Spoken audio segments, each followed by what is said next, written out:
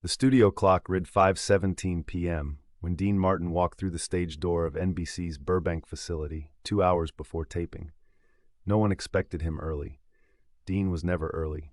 But there he was, tan blazer slightly wrinkled, hair perfect in that effortless way that took effort, moving through the corridor like a man who had nowhere else to be and all the time in the world to get there. Johnny Carson's assistant saw him first. She was carrying script revisions, the kind of last-minute changes that happened every afternoon, small adjustments to monologue beats or guest segment timings. Dean passed her without acknowledgement, not from rudeness, but from something else, something she couldn't name.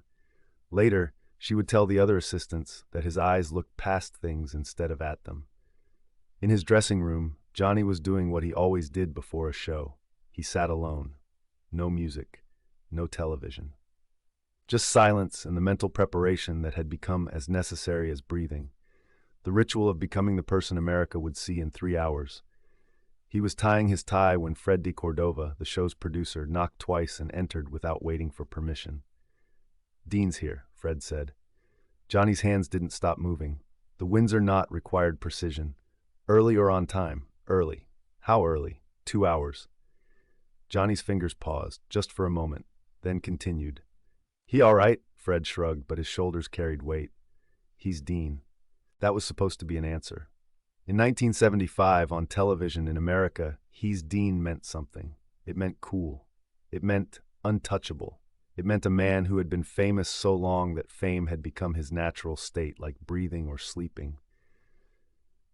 Dean Martin didn't prepare for shows. Dean Martin showed up and was Dean Martin, and that was enough. It had always been enough. But Fred de Cordova had been producing television for 23 years, and he knew the difference between a man who was relaxed and a man who was somewhere else entirely. Johnny finished his tie. Segment order? Monologue, desk piece about the recession, then Dean for 2 segments. We're giving him the full second slot, maybe into the third if it's working. What's he promoting? Nothing. That's the thing. No movie, no album, no Vegas dates he mentioned. He just said yes when we called. Johnny looked at Fred in the mirror. Their eyes met in glass, that safe distance that let men say things without saying them. "When did we call?" 4 days ago. His people said he was available. Available. The word hung in the air like cigarette smoke. Dean Martin was never just available. Dean Martin was booked. Dean Martin was in demand. Dean Martin was the man who had once told Ed Sullivan to move his show's time slot because Dean's dinner reservations couldn't be changed. "What do you want me to do?" Johnny asked. "What you always do," Fred said. "Be ready for anything." The thing about live television, even when it was taped, was that it breathed. It had a heartbeat. You could feel it in the studio, in the anticipation that built between 7 and 7:30, when the audience filed in and the orchestra warmed up and the cameras rolled into position like soldiers preparing for a battle that happened every night and was always different and always the same. Johnny stood in the wings at 7:28, listening to Doc Severinson's trumpet warm up the crowd. He could see Dean in the green room monitor, sitting alone on the couch, tie loosened, drink in hand. Not unusual. Dean always had a drink. The drunk act, people called it, though no one really knew where the act ended and the man began, or if there was any difference left after 40 years of performance. But something about the way Dean held the glass was different tonight. He wasn't sipping it. He was looking at it the way a man looks at a photograph of someone he used to know. 30 seconds, the stage manager called. Johnny took a breath. Not deep, never deep, just enough to reset. Then he walked through the curtain into the light and the applause and became the person America needed him to be. The monologue went well. It always went well. Johnny had learned decades ago that audiences didn't want brilliance every night. They wanted consistency. They wanted to know that tomorrow would be like today, that the world was stable enough for jokes about politicians and gas prices and the small absurdities of everyday life. He gave them that.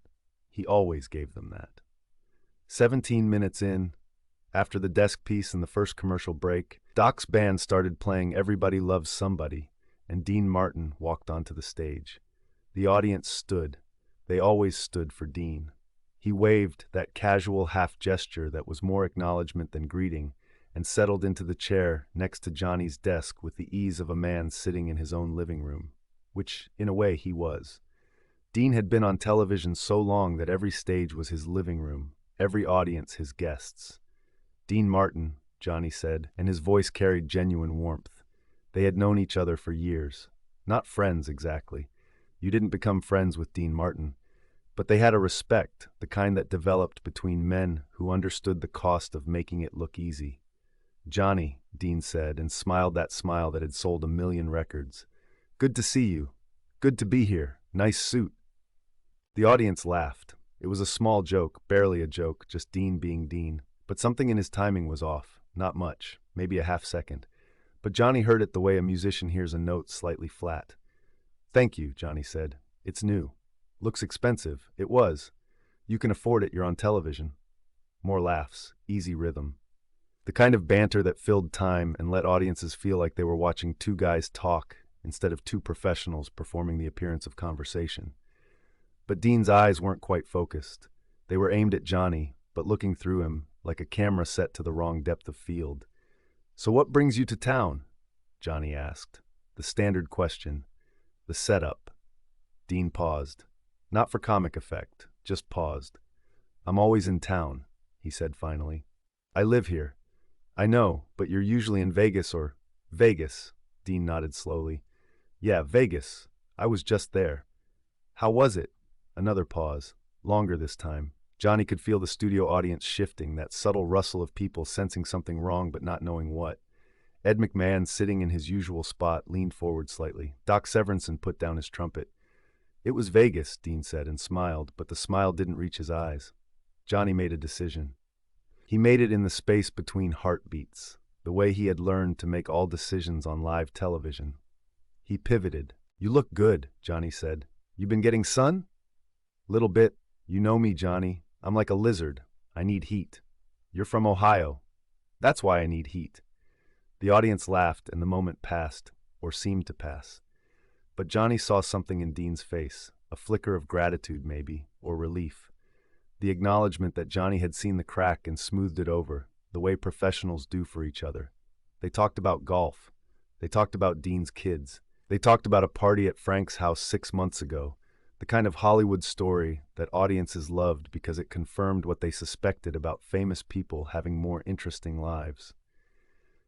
Dean told it well. He had told it before, probably dozens of times at dozens of parties, but he told it like it was fresh, and the audience loved him for it. Then, 7 minutes into the segment, Dean looked at Johnny and said, "You remember that night in New York?" Johnny's face didn't change. "Which night?" "That night, you know, when we all went to that place. What was it called?" Johnny waited. The audience waited. Ed waited. Everyone in the studio understood they were watching something unfold, but no one knew what. Dean stopped. His hand made a vague gesture in the air, grasping for something that wasn't there. "The place, with the thing. You were there, Johnny." "I've been to a lot of places, Dean."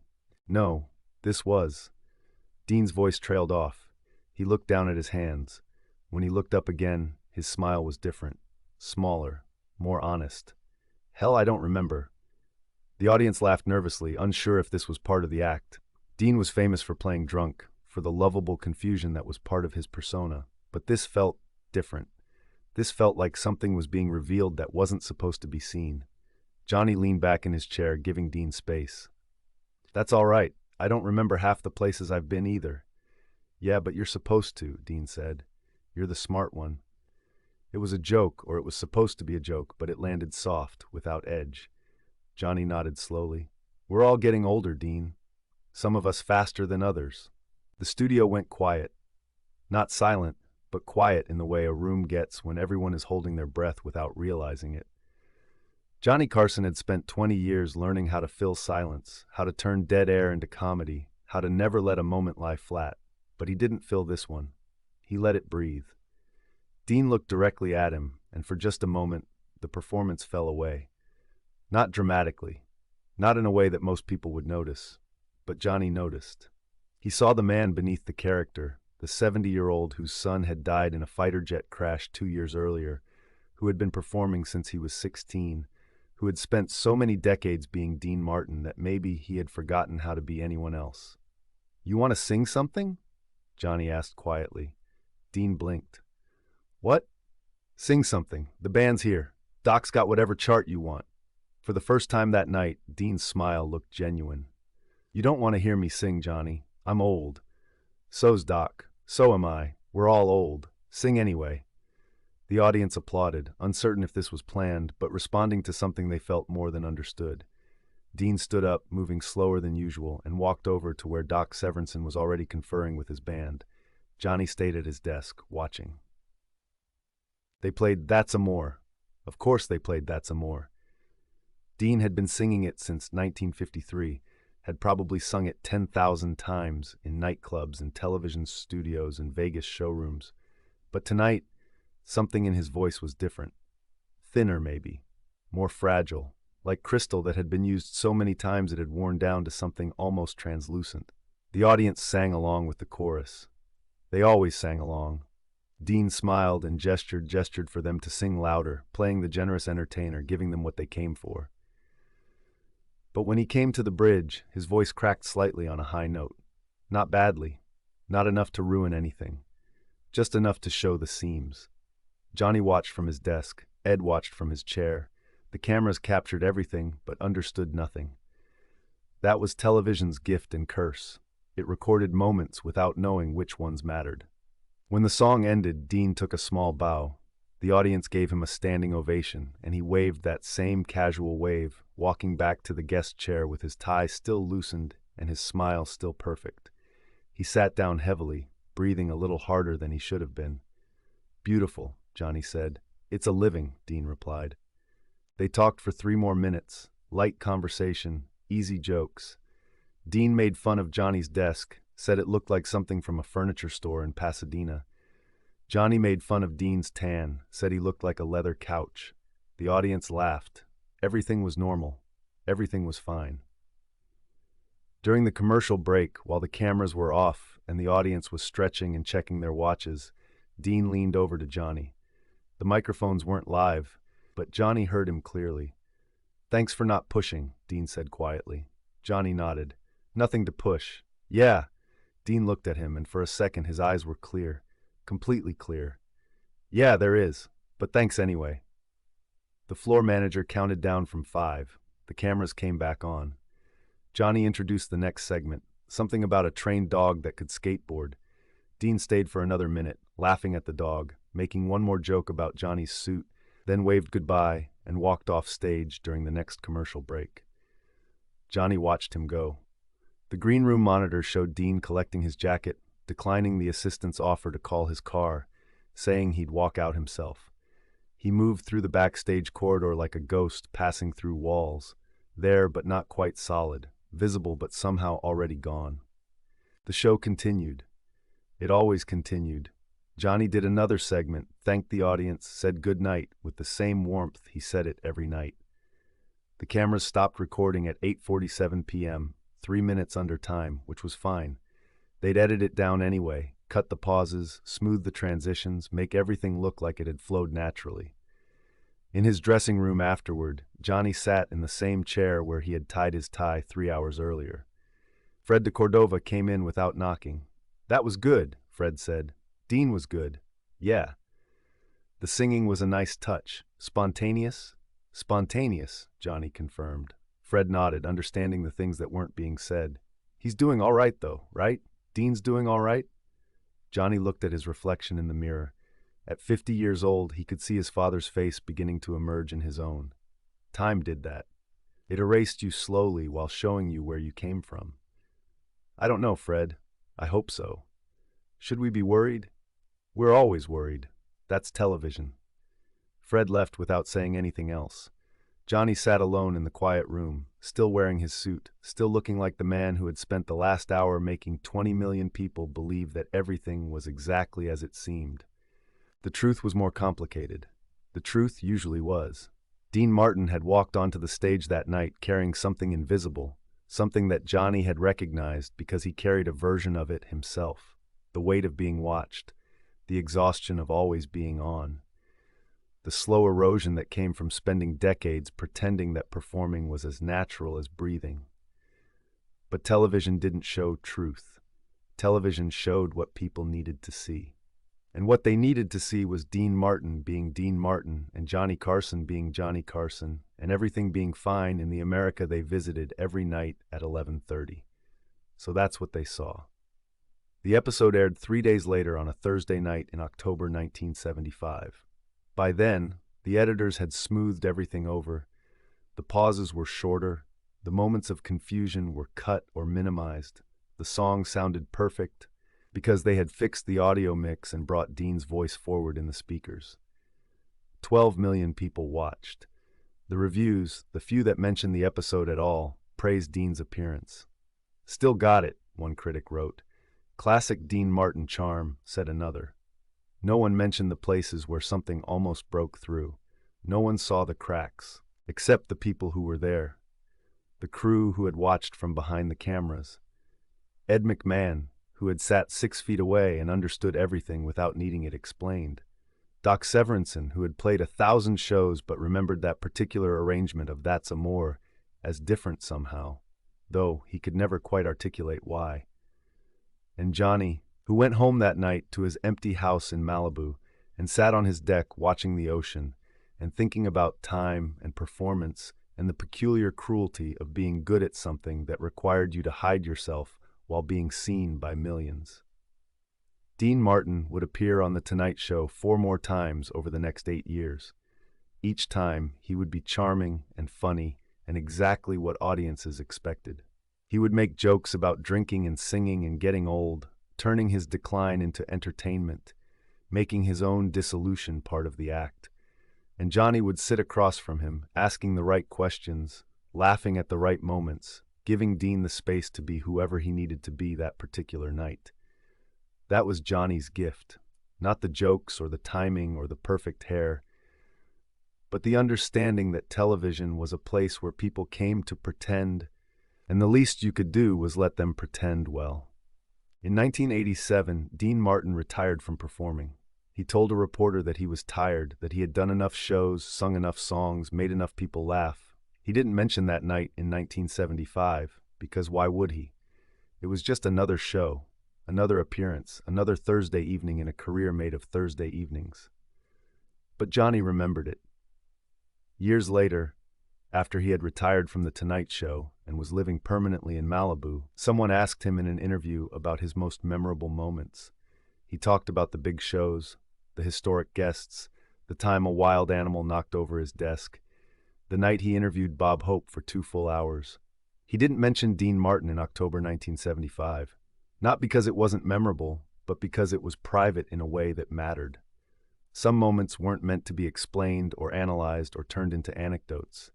Some moments just were. 2 men, both getting older, both trapped in the machinery of performance, both understanding something about each other that neither could say out loud. The tapes still exist. You can watch them if you want. You'll see Dean Martin being funny and charming. You'll see Johnny Carson being professional and warm. You'll see a perfectly normal episode of The Tonight Show, the kind they made 5 nights a week for 30 years. But you won't see what was really there. You'll only see what the cameras caught. And cameras, for all their precision, for all their ability to capture light and sound and motion, can never quite capture the moment when a man stops performing and shows you something true.